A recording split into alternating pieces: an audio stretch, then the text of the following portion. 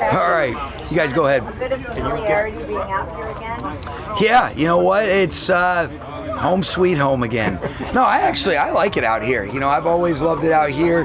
Like I said, the only thing I ever get frustrated with is the winds towards the latter part, but this feels very familiar. I think the players will like it a lot better than what the weather is in Woodland Hills, so it'll be a lot different when we get out there in a couple weeks. Sean, you wanted to check in on Hunter Long. I'm not sure. You know, I think I really don't know, but I think he's going to be okay. Yeah. Can you give us an update on what's happening with Puka? What happened? Yeah, he got his knee banged up. You know, you saw he made a touchdown catch in the tight red area, which I would have challenged and called a touchdown because 1 knee equals 2 feet.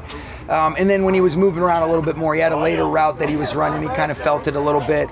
Really just had a little bit of a burst of sack, kind of bursted. And, you know, it's just going to be week to week with him. Nothing serious, nothing structurally. He'll be in good shape and he'll recover and we'll be ready to go. No threat of anything for Detroit. Right, so he wouldn't play in the preseason anyway. Then the plan would be just to kind of get him to game week. Yeah, and you know what? We'll take it week to weeks.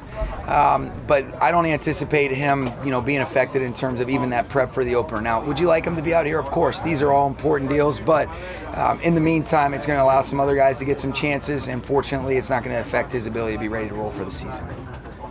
You guys were busy today signing a slew of offensive linemen. Yeah. Is that because the two, Alaric and Jonah and Rob are going to be out? Yeah, and then longer? we lost, and KT Levinston got his ankle in the Chargers practice, and Warren McClendon has been pushing through. He ended up tweaking his ankle as well. So it is a lot of guys are having to push through. Added a few offensive linemen. We'll get familiar with those guys. There is some familiarity with Connor McDermott from a lot of guys that, you know, are on our coaching staff and even some of our players. He's a guy that's, you know, played a lot of meaningful football in this league. And then, you know, the other two guys, you know, we'll continue to get to know. I don't know as much about them, but we're excited to add them on board. Sundays during practice, and I assume the rest of them throughout, they were very physical. You obviously want to get that kind of work in for your guys. How do you balance that while also trying to prevent the injuries compounding into something worse? I think what you just said, you know, I didn't think the day's practice had anything to do with it. If anything, it was kind of, you know, on the one that ended up occurring with KT, it was really our own fault. You know, where one of our players ended up kind of leading to that injury. But those things can happen. Here's what we can't do.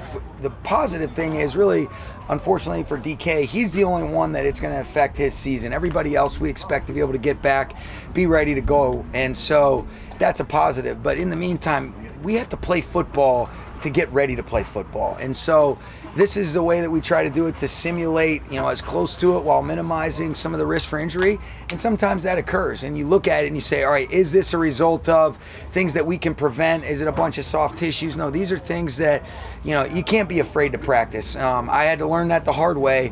But I'd much rather us figure this out, try to develop the depth in the meantime, and then fortunately we are going to get those guys back, and the sooner we get them back, the better off we'll be, but it can't inhibit our ability to move forward and continue to progress to get ready for the season. Do you think all three linemen will be back by the opener?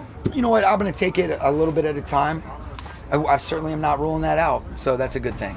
With Alaric, I know the plan initially was hopefully he'd play, get practice on Sunday. Then went to week 2. Did he have a setback? There was no setbacks. You can really tell Reggie he set false expectations for me.